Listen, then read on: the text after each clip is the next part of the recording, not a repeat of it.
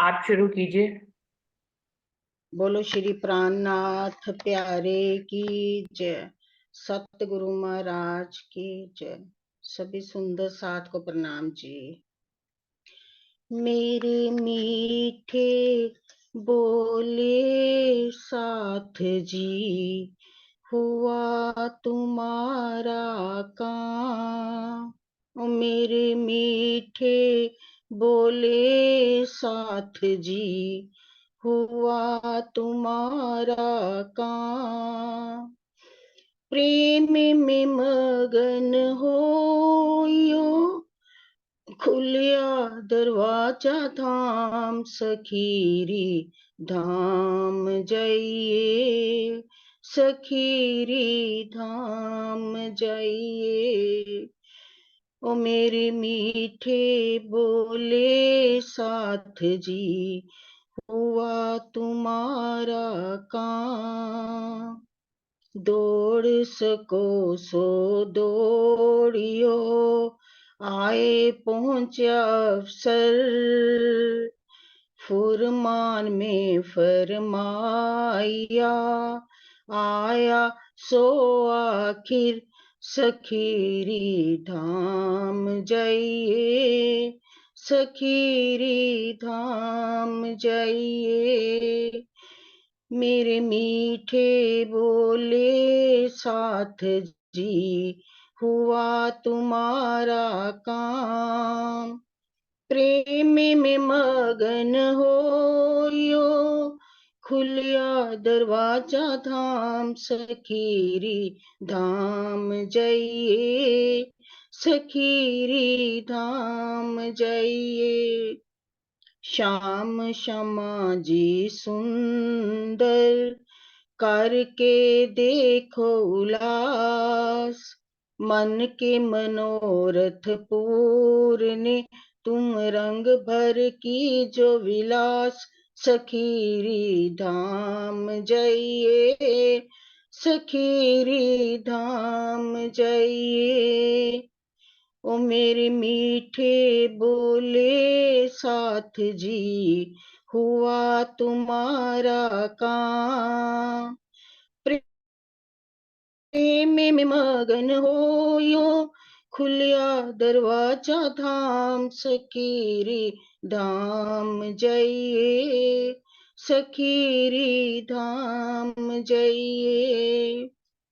मंगल गाये दुल्हे के, आयो समय श्यामावर श्याम। नैनो भर भर निरखिए, विलसी रंग रस काम। सखीरी धाम जाइए, सखीरी धाम जाइए। ओ मेरे मीठे बोले साथ जी, हुआ तुम्हारा काम। उठ के नहाए जमुना जी, कीजे सकल श्रृंगार। साथ संबंधी मिल के, खेलिए संग भरतार। सखीरी धाम जाइए, सखीरी धाम जाइए। ओ मेरे मीठे बोले साथ जी, हुआ तुम्हारा काम। प्रेम में मगन हो यो, खुलिया दरवाजा धाम सखीरी धाम जाइए, सखीरी धाम जाइए। महामती के मलपतियां, आओ निज वतन। विलास करो विद विद के, जागो अपने तन। सखीरी धाम जाइए, सखीरी धाम जाइए। ओ मेरे मीठे बोले साथ जी, हुआ तुम्हारा काम। प्रेम में मगन हो यो, खुलिया दरवाजा धाम सखीरी धाम जइए, सखीरी धाम जइए, सखीरी धाम जइए, सखीरी धाम जइए। मेरे मीठे बोले साथ जी, हुआ तुम्हारा काम। बोलो श्री प्राणनाथ प्यारे की जय, सतगुरु महाराज की जय। सभी सुंदर साथ को प्रणाम जी। प्रणाम जी, धन्यवाद मीनू दीदी। शुरू करते हैं सुंदर साथ जी। प्रथम लागू दोय चरण को, धने न छोड़ाइयो खेन। लाख तली लालिया, मेरे जीव के ही जीवन। इन पाओ तले पड़ी रहो, धनी नजर खोलो बातू। पलना वालों निरखो नेत्रे, मेरे जीव के ही जीवन, मेरे जीव के ही जीवन। श्री बंदो सतगुरु चरण को, करूं सो प्रेम प्रणाम। अशुभ हरन मंगल करन, धनी श्री देव चंद्र जी नाम। श्री प्राणनाथ निज मूल पति, श्री महराज सुनाम। तेज कुंवर श्यामा युगल, जी को पल पल करूं प्रणाम। पिया जी को पल पल करूं प्रणाम। प्रणाम जी, सभी सुंदर साथ जी को मेरा प्रेम प्रणाम जी। परमहंस श्री गोपाल मणि जी महाराज की बीतक में आज जो है अथ परमहंस जन्म खंड, उनके जन्म से बीतक शुरू होएगी। पेज नंबर है 39। मोमति लघु तीरथ चरित्र, लखियत लखियत सिंधु समान। जैसे मिश्री की डली लहे पार बिन जान। वो कह रहे हैं मेरी बुद्धि अति छोटी है, उसको सागर के समान समझकर ग्रहण कीजिएगा। जैसे मिश्री की डली होती है, अब उसमें मीठापन तो होता है पर वो बहुत छोटी सी होती है, तो उसको बहुत बड़ा मीठा मान लेते हैं हम। वैसे ही हमन मेरी छोटी सी बुद्धि को आप एक समुद्र की तरह मानकर ग्रहण कीजिएगा। श्री परमहंस महाराज जी का अनादि अक्षरातीत दिव्य धाम में पुष्पावती सखी नाम था। उनकी आत्म का नाम बता रहे हैं कि पुष्पावती सखी नाम था। जगत का खेल देखने की चाह से विक्रम संवत 1616 में आपका कृत्रिम जगत में आविर्भाव हुआ। जिनका जन्म कर्म तथा जीवन चरित्र धाम धनी की कृपा से प्रकाशित करने की चाह हृदय में उत्पन्न हुई। संवत 1616 में आपका जन्म इस संसार में हुआ और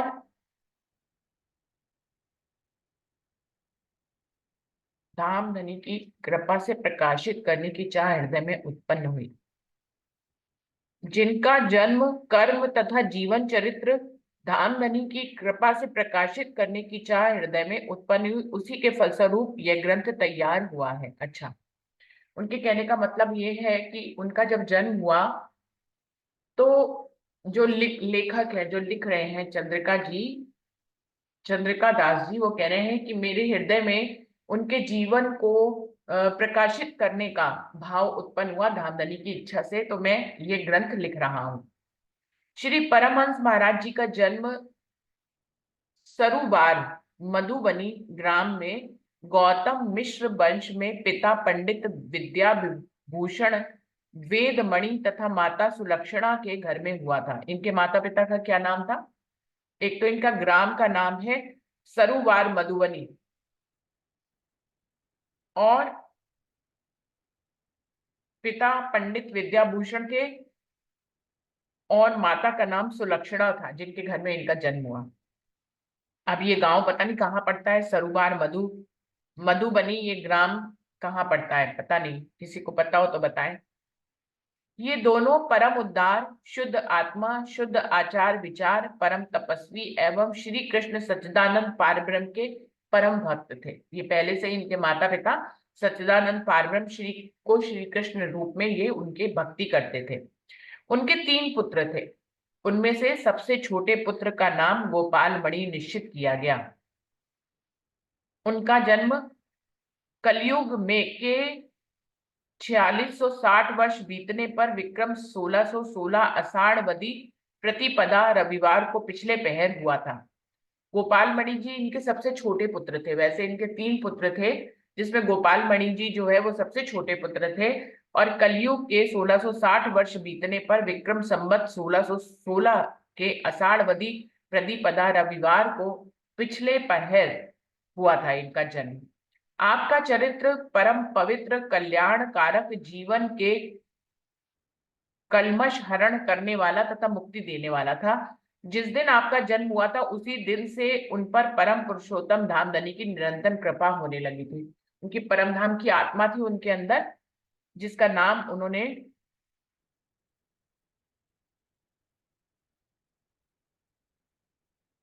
क्या बताया अभी यहाँ पे, पुष्पावती सखी, जिनका आत्म का नाम पुष्पावती सखी था। और 1616 में इनका जन्म हुआ।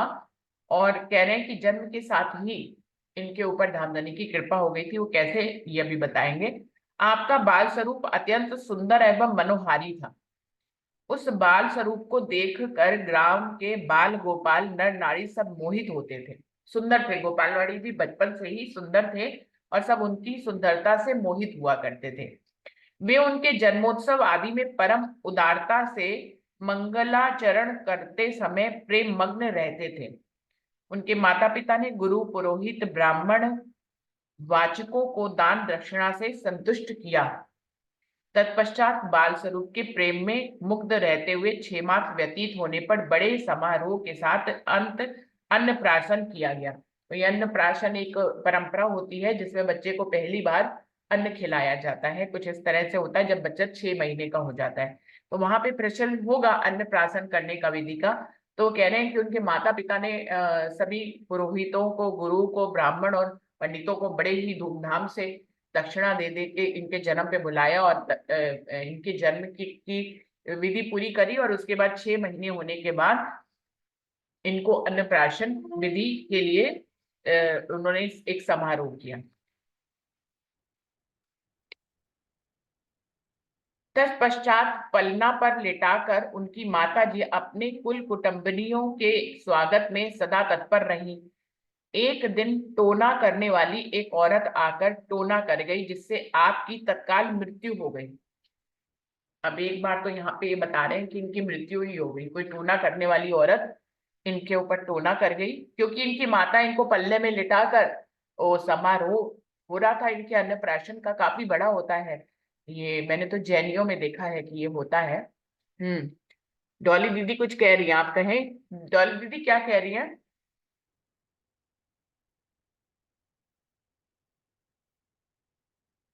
एक तो ये बता रही हूँ, प्रणाम जी सुंदर साथ जी, कि मधुबनी जो गांव का नाम बताया है ना, वो बिहार में पड़ता है। और दूसरा, अभी संस्कार की बात हो रही थी, तो हमारे सनातन संस्कृति में जब बालक गर्भ में आता है तब से लेकर मृत्यु तक 16 संस्कार बताए गए हैं। तो जन्म के बाद, जैसे पहले छठी वाले दिन नाम छठी का संस्कार होता है, ये भी। और उसके बाद जो है, ये जब बालक थोड़ा सा 2-3 महीने का हो जाता है तो अन्नप्राशन तब होता है। तो पहली बार जब, पहले समय में तो 3 महीने बाद अन्न दे दिया जाता था ना, आजकल का समय अलग है। तो अन्नप्राशन की अन्न मुंह लगवाया जाता था। तो ये अन्नप्राशन संस्कार, ऐसे ही बहुत से संस्कार हमारे जीवन में हैं धीरे धीरे जो आते हैं, जो विवाह संस्कार, सारे 16 संस्कार बताए गए हैं। ठीक है, यही मैं कहना चाह रही थी, बाकी आगे आप बताइए। हम्म। प्रणाम जी। प्रणाम जी। तो इसमें लिखा है इनका 6 महीने में अन्नप्राशन हुआ था। हाँ। अन्नप्राशन का समारोह जब 6 महीने का हो गए तो अन्न पहली बार जब खिलाते तो उसको अन्नप्राशन बोलते हैं। और ये काफी बड़े धूमधाम से किया जाता है कि बच्चे ने अन्न खाना शुरू कर दिया है। तो वो कह रहे हैं कि उनकी माता पिता इनको पल्ले में लिटाकर और सबका स्वागत करने के लिए चली गई। ऐसे में जादू टोना करने वाली एक स्त्री ने आकर इनके ऊपर जादू टोना कर दिया, जिससे आपकी तत्काल मृत्यु हो गई। तब माता पिता, कुल परिवार तथा पूर्ववासी लोग ऐसा दुखद समाचार सुनकर अत्यंत शोक में व्याकुल हो गए। अभी 6 महीने का बच्चा और वो मृत्यु को प्राप्त हो गया। तब आपको मिट्टी देकर सब वापस लौटे। तब टोना करने वाली औरत ने 2 घड़ी रात व्यतीत होने पर वहां जाकर उन्हें मिट्टी से बाहर निकाला और अपना मंत्र सिद्ध करने के लिए उन्हें चेतन किया। अब इनके साथ बचपन में ही ऐसी घटना घटित हो गई। देखिए, घर वालों ने उनको मिट्टी में दबा भी दिया और टोना करने वाली औरत ने जब 2 रात व्यतीत हो गई, 2 रात व्यतीत होने के बाद इनको मिट्टी से बाहर निकाला और अपना मंत्र सिद्ध करने के लिए उन्हें चेतन कर लिया। तब दो साक्षात, रात की, पहली रात ही 2 घड़ी बीत गए थे, हाँ ये जी, बताओ। पहली रात ही, उसी रात को ही अभी 2 घड़ियां व्यतीत हुई थी। अच्छा 2 घड़ी, मैं गलत समझ गई थी। 2 घड़ी हम्म। सिर्फ व्यतीत हुई, इधर घर वाले उनको मिट्टी में दबा के आए और उधर 2 घड़ी व्यतीत, यानी कि 20-20 मिनट की 2 घड़ी, यानी कि 40 मिनट अभी हुए थे, 45 मिनट। तो उनकी वो जो टोना करने वाली है उसने कोई मंत्र को अपने सिद्ध करना था कि मैं किसी को मार भी सकती हूँ और फिर उसको जिंदा भी कर सकती हूँ, कुछ ऐसा मंत्र होगा। उनको मिट्टी से बाहर निकाला और अपना मंत्र सिद्ध करके उन्हें चेतन कर दिया। तो देख, बचपन में ही उनके साथ ये घटना घटित हो गई। अभी तब साक्षात पूर्ण ब्रह्म अक्षरातीत श्री कृष्ण जी ने उत्तम पात्र निज शक्ति जानकर महात्मा का रूप धारण कर उस टोना करने वाली औरत का संहार कर बालक को उठाकर घर में पहुंचाया। अब यहाँ पर बता रहे हैं कि राजी महाराज ने स्वयं एक रूप धारण करके, मनुष्य का कोई भी रूप धारण करके, और उनको उस टोना करने वाली स्त्री का संहार करके इनके छोटे बालक को जो है सीधा उनके घर में पहुंचा दिया। तो ये वो बता रहे हैं कि धामधनी की कृपा जो है अपनी ब्रह्मात्माओं के ऊपर बचपन से रहती है।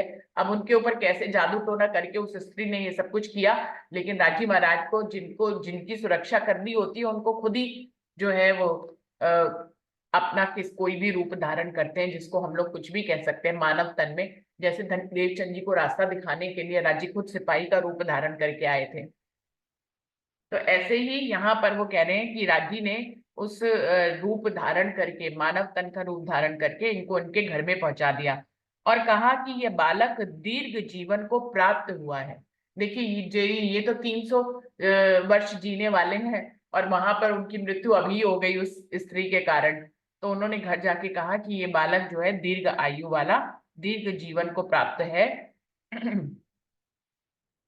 आज से किसी प्रकार की व्याधि इसको नहीं होगी। इतना कहकर आप आलोप हो गए कि इनको किसी भी तरह का रोग नहीं सताएगा, कोई रोग नहीं होगा इनको। तभी तो 300 वर्ष बीत पाए कि स्वयं राज्य ने उनको पैदा होते ही 6 महीने के बाद ये आशीर्वाद दे दिया था कि एक तो ये दीर्घ आयु होंगे, दूसरी बात है इनको कोई व्याधि नहीं होगी, कोई रोग नहीं होगा। अब आजकल की तो हम लोग की उम्र जो है 70-80 के बीच में इसीलिए हो गई, कितने रोग हो जाते हैं, डायबिटीज, थायराइड, बीपी, पता नहीं क्या क्या, किस किस की दवाइयां शुरू हो जाती है, तो जिसके कारण जल्दी अर्थराइटिस आजकल बड़ा कॉमन हुआ हुआ है। कि व्याधि इनको नहीं होगी। आज से उन्होंने ये आशीर्वाद दे दिया, आज से किसी भी प्रकार की व्याधि इनको नहीं होगी। और इतना कहकर आप आलोक हो गए। यह बात सुनकर आपके माता पिता अत्यंत हर्षित हुए और उन महात्मा जी की स्तुति की। आपके जीने का समाचार सुनकर सब ग्रामवासी हर्षित हुए और माता पिता के मुख से यह समाचार सुन के कि एक महात्मा के द्वारा इनका जीवन प्रदान हुआ है और इनका जीवन चिरकाल तक निरोग के साथ बीतेगा, ग्रामवासियों की खुशी की सीमा नहीं रही। मतलब राज्य उनको ये आशीर्वाद दे के गए और इस आशीर्वाद को उन्होंने सबके सामने दिया और सबको पता लग गया कि ये चिरायु जिएंगे, काफी लंबा वर्ष जिएंगे और इनको कोई भी रोग नहीं सताएगा। तो ये तो बहुत, इस दुनिया में हर किसी को रोग सताए, छोटे छोटे बच्चों को डायबिटीज हो रही है तो कितने रोग सता रहे हैं। राज्य ने उस समय पे इनको निरोगी निरोगी काया का आशीर्वाद दे दिया था। पूर्ववासी महात्मा जी को पूर्ववासी महात्मा जी को धन्य धन्य कहकर अपने अपने निज भवन हो गए। सबने जो है उनकी स्तुति करी कि जो इनको यहाँ पे लेके आए, इनको जिंदा किया और देखिए उनको ऐसी आशीर्वाद दिया। माता पिता ने उनके जन्म उत्सव से अधिक उत्सव उत्सव मनाया। उन्होंने कहा ये तो दूसरा जन्म हो गया, तो उससे भी बड़ा उत्सव उन्होंने मनाया इनके दोबारा आने में। अनेक धन्य धान, वस्त्र, आभूषण, दान दक्षिणा, ब्रह्मादिक आदि को दिया। तत्पश्चात कुल के अनुकूल तथा वेद के अनुकूल मुंडन, कर्णछेदन, व्रत बंध संस्कार सांसारिक रीति से संपन्न कराए। मुंडन तो हम सब जानते हैं, हम लोगों में भी होता है। कर्ण छेदन, कान का कान भी छेदा जाता है। व्रत बंध संस्कार क्या होता है, कोई सुंदर साथ बताएंगे? व्रत बंध संस्कार दौलत दीदी पता है क्या होता है? बोलिए फिर से, कौन सा संस्कार? व्रत बंध संस्कार। व्रत बंध? हम्म। नहीं, कुछ इसका नाम दूसरा भी होगा। संस्कारों के नाम तो मैंने 16 पढ़े हैं, हम्म। तो लेकिन देखिए, बाकी उपनयन, पुंसवन, ऐसे सारे नाम तो मेरे को याद है। ये व्रत बंध का नाम नहीं स्मरण हो रहा मुझे, हम्म। क्या चलिए होता है। कभी आगे पता लगेगा तो हम लोग इसको समझ हाँ जी, लेंगे। बताएंगे मुंडन तो बताएंगे। हमें पता है, कर्ण छेदन भी पता है, और व्रत बंध संस्कार सांसारिक रीति से संपन्न कराए। जब आपकी उम्र 8 वर्ष की हुई तब विद्या अध्ययन करने को मधुमती ग्राम से 5 कोस पर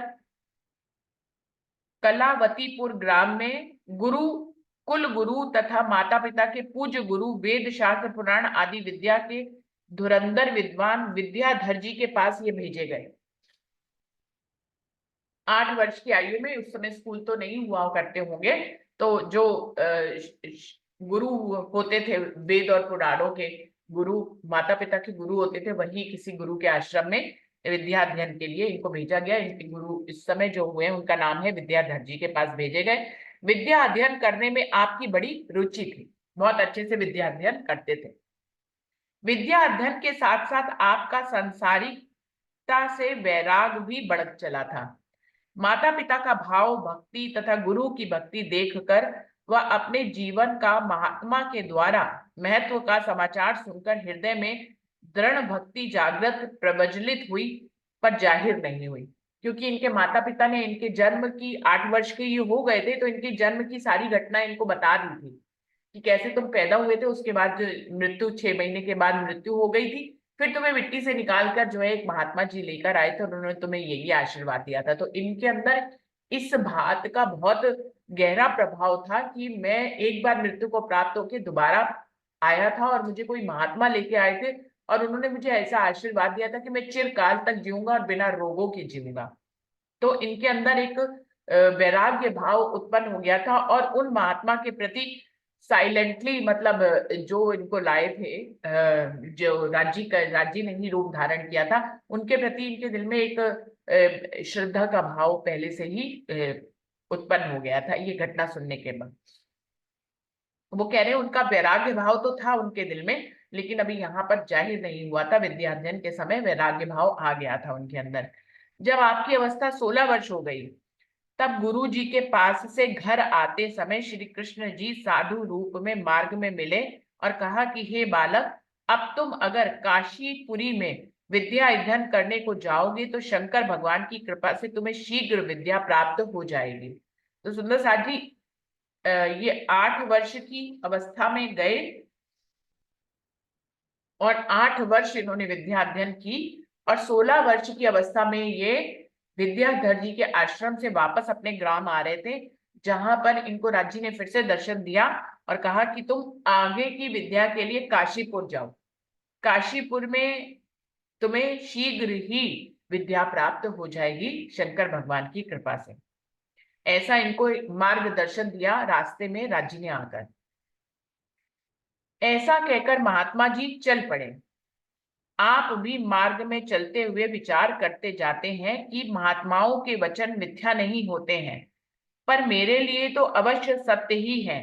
अब जाएं तो कैसे जाएं, ऐसा विचार करते हुए आप घर पहुंचे। अब क्योंकि रास्ते में साधु रूप में राज्य ने इनको मार्गदर्शन दिया कि तुम्हें काशीपुर जाना चाहिए आगे की विद्या अध्ययन करने के लिए, और इनके जीवन में महात्मा का के प्रति इनके श्रद्धा भाव हमेशा से थे कि महात्माओं की बातें हमेशा सत्य होती है, मुझे तो मृत्यु से बचाकर भी महात्मा ही लाए थे। तो अब वो सोच रहे हैं कि उन्होंने अगर कहा है कि मुझे काशीपुर जाना चाहिए तो मुझे जाना चाहिए, लेकिन अभी माता पिता को कैसे तैयार करना है इसके लिए वो विचार कर रहे हैं।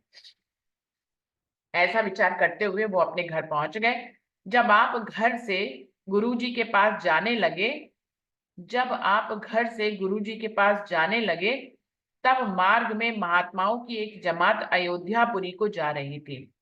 महात्माओं की जमात को देखकर आपका दिल प्रफुल्लित हो उठा और उनके चरणों में प्रणाम कर आप श्री ने पूछा कि आप लोग कहाँ पर जा रहे हैं।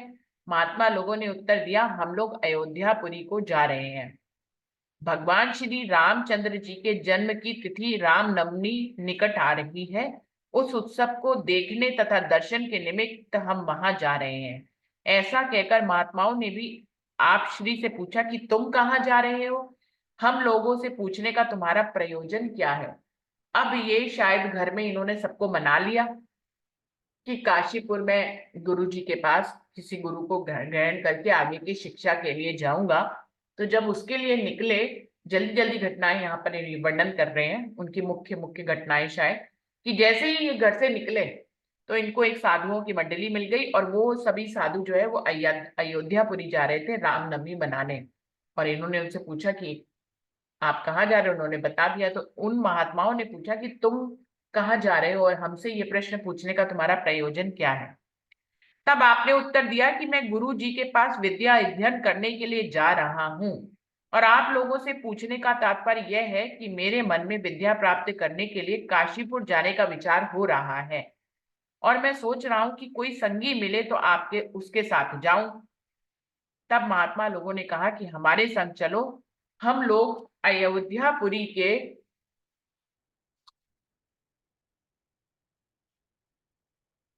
पुरी के दर्शन करके काशी चलेंगे। यह बात सुनकर आप श्री महात्माओं के साथ चल पड़े। यह विक्रम संवत 1632 की बात है, जब आपकी उम्र 16 वर्ष की थी। 8 वर्ष में अध्ययन शुरू किया, 16 वर्ष में अध्ययन अपना इन्होंने उन गुरु जी से समाप्त किया और अब अगले अध्ययन के लिए 16 वर्ष की आयु में ये काशीपुर जा रहे हैं। लेकिन रास्ते में ये पहले महात्माओं के साथ अयोध्यापुरी चले जाएंगे, क्योंकि महात्माओं ने कहा कि हम अयोध्यापुरी होने के बाद, रामनवमी मनाने के बाद काशी तुम्हारे साथ चलेंगे। तो उन्होंने कहा कि चलो भाई ठीक है, साथ मिल जाएगा, अच्छा भला। तो पहले ये अयोध्यापुरी चले गए महात्माओं के साथ। इस समय इनकी आयु जो है वो 16 वर्ष की हो चुकी थी। महात्माओं के साथ अयोध्यापुरी पहुंचकर आप श्री ने वहां के सुंदर दृश्य देखे तथा रामनवमी को राम मंदिर में जाकर भगवान के दर्शन किए। महात्माओं के साथ सत्संग में आपको अधिक वैराग्य होने लगा। माता पिता विद्या गुरु कुल परिवार पुरजन भाई बहन से मोह छूट गया और आप आत्मचिंतन में तथा परमात्मा की खोज में लग गए। अभी यहीं से अब पता नहीं विद्या ग्रहण करने के लिए काशी जाएंगे या नहीं जाएंगे, लेकिन अयोध्यापुरी में इनको वैराग्य ज्यादा उत्पन्न हो गया महात्माओं का संग करने से, जिसके कारण से इनका माता पिता और भाई बहन से मोह एकदम से ही हट गया। उधर जब माता पिता को खबर मिली कि गुरु जी के पास हमारा पुत्र नहीं है तो वे दुखी होकर मूर्छित हो गए। वहां तो थोड़े थोड़े दिनों बाद खबर मिलती थी, उस समय तो ऐसा कुछ था नहीं कि फोन कर दिया और पता लग जाए। जब इनको काफी दिन बाद पता लगा कि हमारा बेटा काशी में गुरु के पास नहीं पहुंचा है, तो इनके माता पिता को ये बड़ा दुख लगा इस बात के लिए और वो मूर्छित हो गए। कुछ समय पश्चात जब होश आया तो उनको पता करने के लिए पिताजी गुरु जी के पास पहुंचे। वहां से उन्हें यह विदित हुआ कि जब वे आप घर गए तब से लौटकर वहां पर नहीं गए। वहां से उन्हें ये विदित हुआ कि जब से आप घर से गए हैं तब से लौटकर वहां पर नहीं गए, गुरु के पास गए ही नहीं वो। पिताजी अफसोस के साथ रोदन करते हुए सोचने लगे कि इस बालक के ऊपर बचपन में प्राणाघात हुआ था। परमात्मा के कृपा पात्र महात्मा के ने जीवन प्रदान किया और उन्होंने यह भी कहा था कि इनका जीवन चिरकाल तक बिना विघ्न के बीतेगा, परंतु यह क्या हुआ। अभी पिता को ये नहीं समझ में आया कि उनके अंदर वैराग्य उत्पन्न हुआ है, इसलिए वो स्वयं से गुरु के पास नहीं गए, उनको यही लगा कि कहाँ खो गए।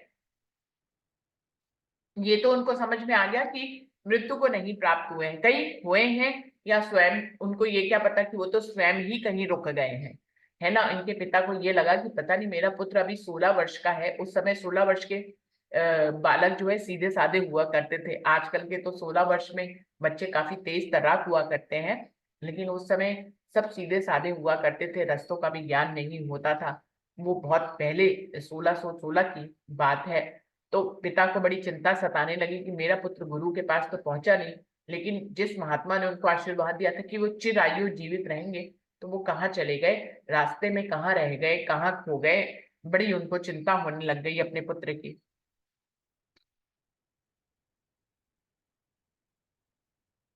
गुरुजी महाराज भी सोच में थे। पिता वेदमणि ने गुरु जी को जब बचपन का समाचार सुनाया तो गुरु जी विद्याधर महाराज चौंक पड़े और ज्योतिष शास्त्र को देखकर उन्होंने कहा, वेदमणि जी तुम चिंता मत करो, तुम्हारे पुत्र गोपाल मणि चिंतामणि रूप में प्रकट हुए हैं और वे चिरजीव हैं।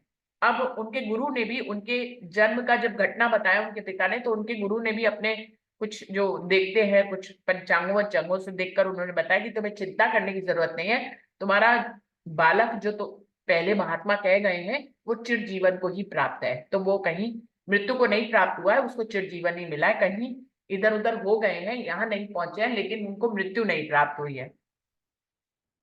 उनके हृदय में प्रभु प्रेरणा से पारब्रह्म श्री कृष्ण जी के चरणों में वैराग्य उत्पन्न हो गया है। उनमें अब उनमें अब अर्चित्य शक्ति प्रकाश कर रही है। तो ये सब कुछ इनके पिता को उनके गुरु जी ने वहीं बैठे बैठे बता दिया। लोगों की इतनी दिव्य दृष्टि, उस समय लोग शुद्ध बुद्ध हृदय वाले होते थे जो वेद शास्त्र पढ़ते थे। उनके पिता ने उनके गुरु जी ने वहीं बैठे बैठे बताया कि आपको चिंता करने की जरूरत नहीं है। उनके अंदर अचित्त शक्ति प्रकाश कर रही है और उनके अंदर वैराग्य भाव उत्पन्न हो चुका है और वो चिरकाल जीवन जिएंगे, आपको कोई भी चिंता करने की जरूरत नहीं है। संसार में तुम हम जैसे बुद्ध जीव को मुक्ति प्रदान करने के लिए वे तुम्हारे गृह में प्रविष्ट हुए हैं। उन्होंने ये भी बता दिया कि वो हमारे तुम्हारे जैसे साधारण जीवों को मुक्ति प्रदान करने के लिए तुम्हारे घर में पैदा हुए हैं। वो कोई साधारण नहीं है, ये पहले से ही उनके, अब इस समय जबकि वो खोजते हुए उन गुरुजी के पास गए हैं, उन गुरुजी ने जब इन्होंने उनकी बचपन की घटना बताई है, उन्होंने सब देख दाख के इनको ये सारी सूचना दे दी है कि वो कोई विशेष शक्ति है तुम्हारे घर में प्रकट हुई है और तुम्हारे जैसे हमारे जैसे साधारण जीवों को मुक्ति प्रदान करने के लिए वो शक्ति पैदा हुई है। उनको तुम पुत्र ना समझो। अब तुम पुत्र समझोगे तो तुम उनकी चिंता करते रहोगे और उनको उनके जो जिस काम के लिए वो आए हैं उसमें तुम विघ्न डालते रहोगे।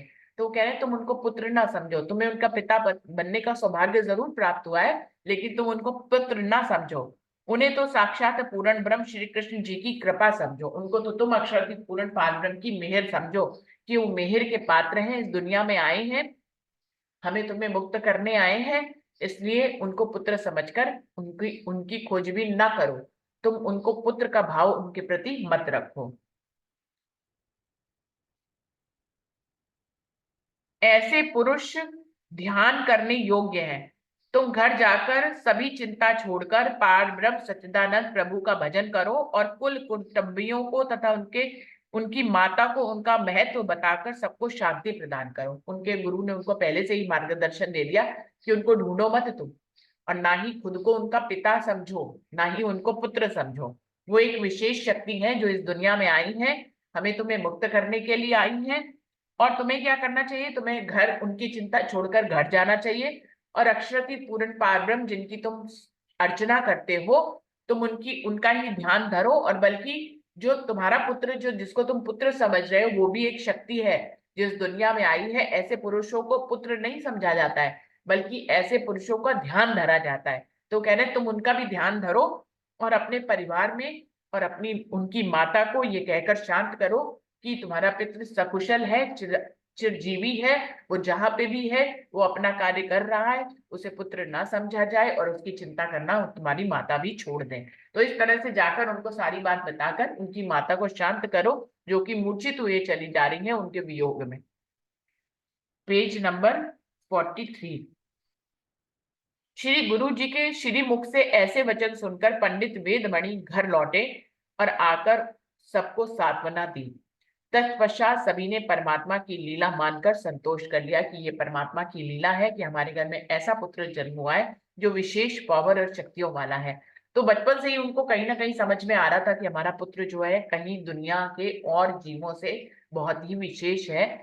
तो इस तरह से उन्होंने अब इस बात को स्वीकार भी कर लिया कि वो पुत्र बनकर हमारे पास नहीं रहेंगे। देखा जाए तो वो 8 वर्ष की आयु में ही उनको विद्या अध्ययन के लिए भेज दिया गया था।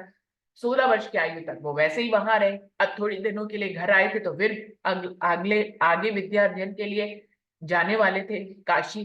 तो पास तो उनके नहीं रह रहे थे, लेकिन उनको ज्ञान था कि हमारा पुत्र कहाँ कहाँ जा रहा है, कहाँ विद्या अध्ययन करने जा रहा है, कभी इच्छा हो तो मिलने भी जाया जा सकता है। अभी तो यही नहीं पता कि वो कहाँ रह गए हैं, लेकिन उन्होंने संतोष मान लिया कि ऐसे ही ईश्वर की कृपा उनके ऊपर है, इसमें ही हमें संतोष मानना चाहिए।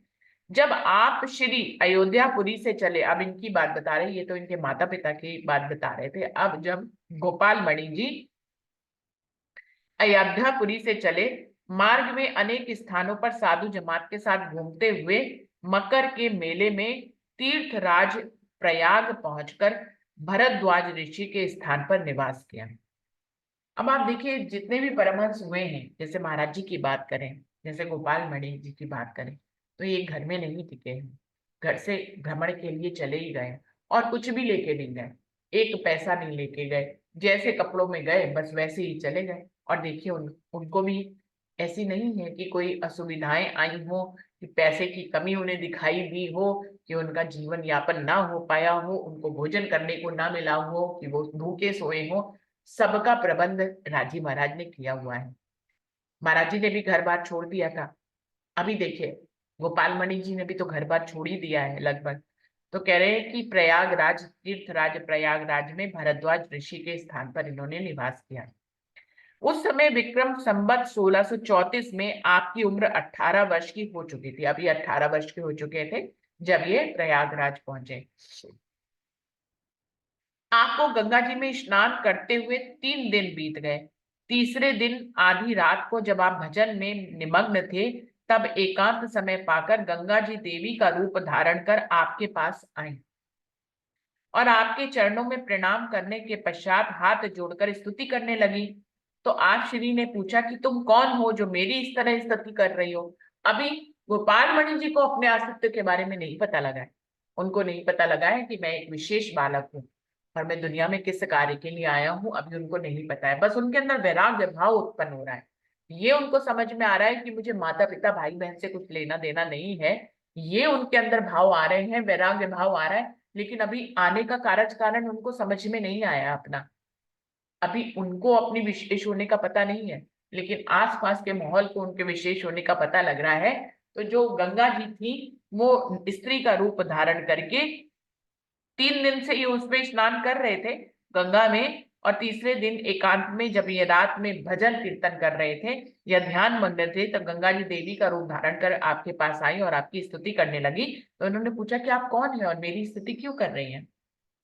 तब गंगा जी अपनी पूर्व कथा कहने लग गई। गंगा जी ने अपनी पूर्व कथा क्या बताई। जब राजा सगर के लड़के कपिल मुनि के श्राप से भस्म हो गए, तब उनको तारने के लिए राजा सगर से लेकर उनकी 3 पीढ़ी तक मेरी तथा ब्रह्मा जी की तपस्या करते रहे। और जब ब्रह्मा जी ने प्रसन्न होकर भगीरथ से पूछा कि तुम क्या चाहते हो, तब भगीरथ ने हाथ जोड़कर अपने पूर्वजों का समाचार सुनाकर कहा कि उनको तारने के लिए हम गंगा जी को चाहते हैं।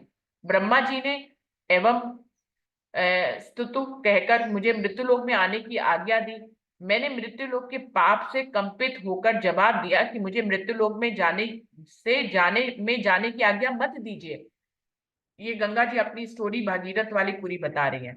मैं वहां नहीं जाऊंगी क्योंकि मृत्युलोक में महापापी